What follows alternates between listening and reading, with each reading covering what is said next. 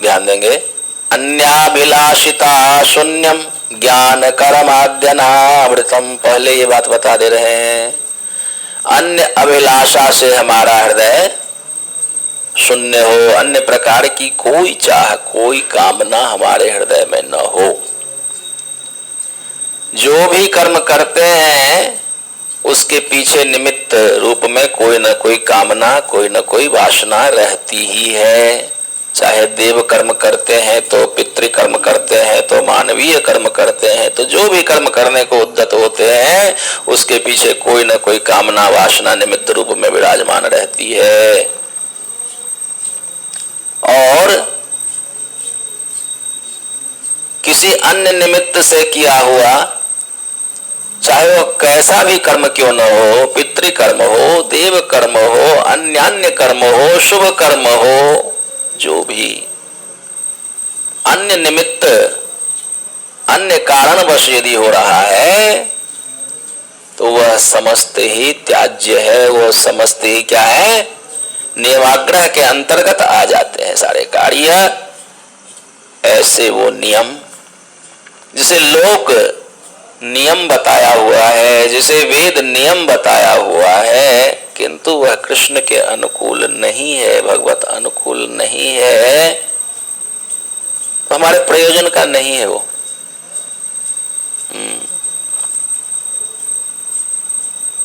अब अनुकूलता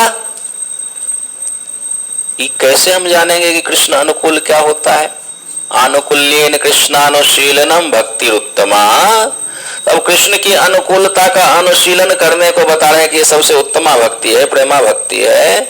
ये अनुकूलता का अनुशीलन हम कैसे करेंगे? इसको हम ढूंढेंगे कैसे, खोजेंगे कैसे कि उनको क्या अनुकूल पड़ता है, क्या प्रतिकूल पड़ता है?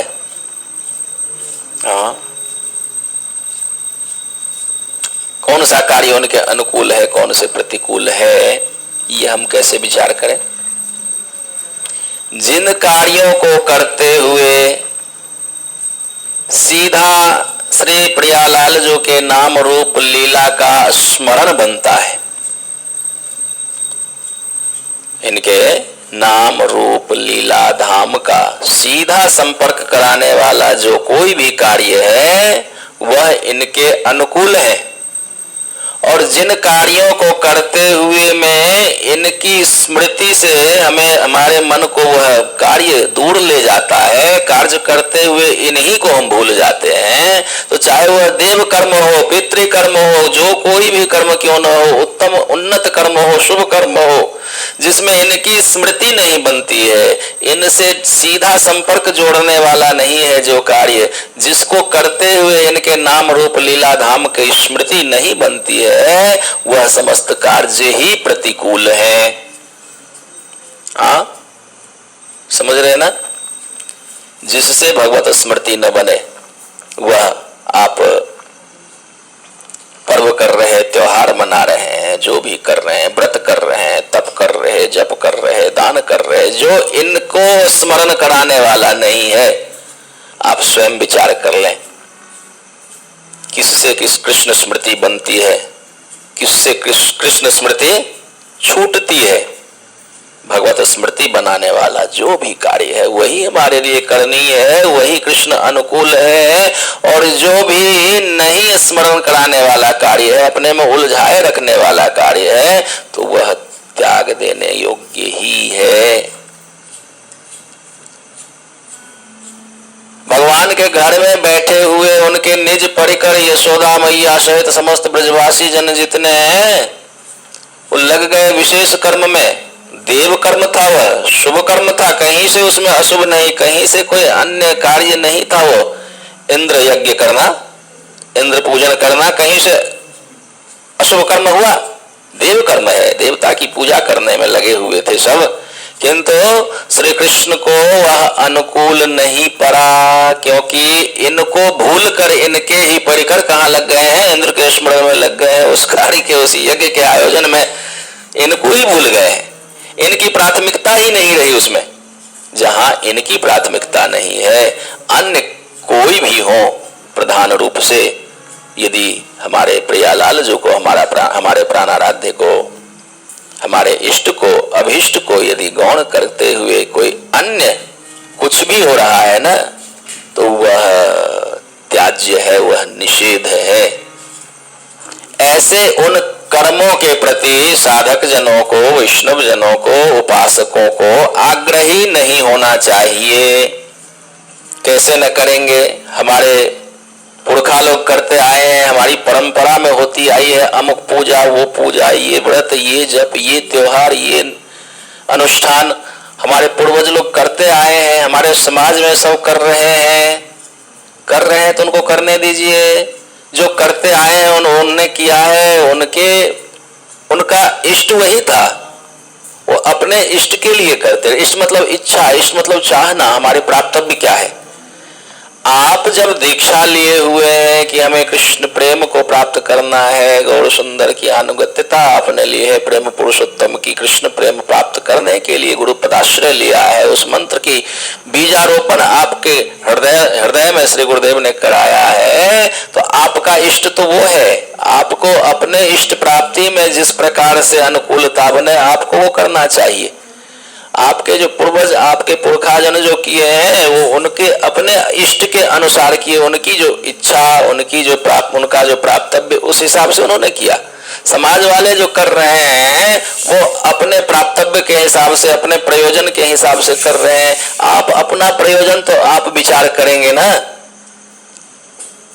किसी को यहाँ से बिहारी जी की ओर जाना है और किसी को केशी घाट जाना है जमुना जी का दर्शन करने के लिए, तो पहले तो प्रयोजन तय करेंगे ना, हमें कहाँ जाना है। जाना है जमुना जी के तट, और चल दिए कि नहीं वो लोग जा रहे हैं तो उनके ही पीछे चले, तो वो सब तो बिहारी जी का दर्शन करने जा रहे हैं, दामोदर जी का दर्शन करने जा रहे हैं, उनके संग आप चलेंगे तो आप अपने प्रयोजन तक नहीं पहुंच पाएंगे। आपका प्रयोजन तो जमुना जी तक जाना है। इसलिए अपना प्रयोजन स्वयं विचार करें, हमारा प्रयोजन क्या है। हमारा प्रयोजन कृष्णानुशीलनम है, कृष्ण अनुकूलता का अनुशीलन करना है। श्रीमन महाप्रभु ने इसीलिए श्री राय रामानंद के मुख से साधन साध्य का निरूपण कराया है, इसीलिए उन्होंने इसे स्पष्ट कराया है। एक एक बातों को, एक एक कर्मों को, एक एक इष्ट को, प्रयोजन को उसमें स्पष्ट करके श्री राय रामानंद प्रभु ने सुनाया है। श्रीमन महाप्रभु एक एक को कहते गए, ये हो बाह्य, आगे कहो यार, ये बाहरी बातें कर रहे हो। अरे जब उपासना की बात हो रही है, अपने इष्ट अभिष्ट की बात हो रही है, तो बस उसकी ही बात करो और बातें न करो। इसलिए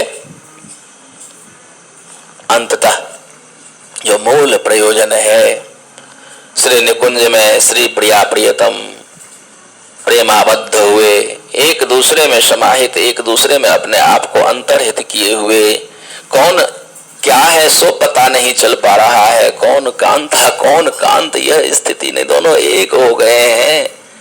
यह जो प्रेम की पराकाष्ठा, वह पराकाष्ठा ही हमारा प्रयोजन है।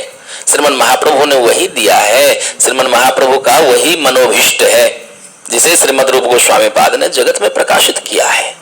श्री चैतन्य मनोभीष्टम श्री चैतन्य मनोभीष्टम स्थापितम जैन भूतले।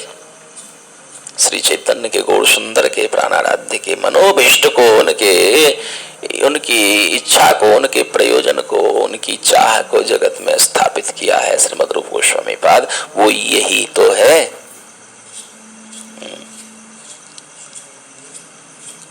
सार सर्वस्व वश कुंजी रूप में आज यह दामोदर मास का अंतिम दिवस, श्री देवोत्थान एकादशी, नियम सेवा की पूर्णता का दिवस है। आज यह बात सार रूप में, गांठ रूप में अपने हृदय में बांध लें, सार रूप में अपने हृदय में इसको संजो कर रख लें कि बस प्रेम आपमर्थो महान। आराध्यो भगवान ब्रजेश तनया तद्धाम वृंदावनम, रम्या काचिदुपासना ब्रज बधो वर्गेण या कल्पिता। श्रीमद्भागवतं प्रमाणममलं श्री चैतन्य महाप्रभोर्मतमिदं तत्रादरो न पर। श्री आराध्य भगवान ब्रजेश तनयः, हमारे आराध्य श्री नंदनंदन प्यारे श्याम सुंदर प्रियाजू के संग युगल रूप में हमारे आराध्य हैं। श्री धाम वृंदावन ही हमारी उपासना का केंद्र है। जो भी कर्म करेंगे इनके लिए करेंगे, इनसे संबंध जो है जिस कर्म का वही हम करेंगे। यह गोपियों के द्वारा आविष्कृत प्रेम करने का यह नया ढंग जो श्रीमन महाप्रभु ने हमें प्रदान किया है, श्रीमद् भागवत जी ही इसके प्रमाण रूप अमल ग्रंथ हैं। श्रीमद् भागवत जी और प्रेम ही हमारा प्रयोजन है। इसके अतिरिक्त और बहुत कुछ साधन हैं, बहुत कुछ साध्य है संसार में, किंतु हमें उससे कोई मतलब नहीं, कोई लेना देना नहीं। हमारे प्राण प्रियतम के प्राणाराध्य की अनुकूलता बस इसी में बनती है। हम इतना ही जानते हैं। सार सर्वस्वरूप में हृदय में इस बात को बिठा लें, अपने आप निर्णय हो जाएगा कि हमें कौन कर्म करना है और कौन सा नहीं करना है। जितने भी उलझन है, कर्मों के उलझन, व्रत त्योहार के उलझन, क्या करें न करें, ये जितने भी उलझन है सब अपने आप मिट जाएंगे। बस अपने प्रयोजन को जान लें, अपने साधन साध्य को हम जान लें, अपने प्रियालाल जो के श्री गौर सुंदर प्राणाराध्य श्री श्याम सुंदर राधा रानी की प्रयोजन, उनकी अनुकूलता को हम जान लें। इतना ही हमें जानना है, अपने आप मार्ग मिल जाएगा, अपने आप अंधता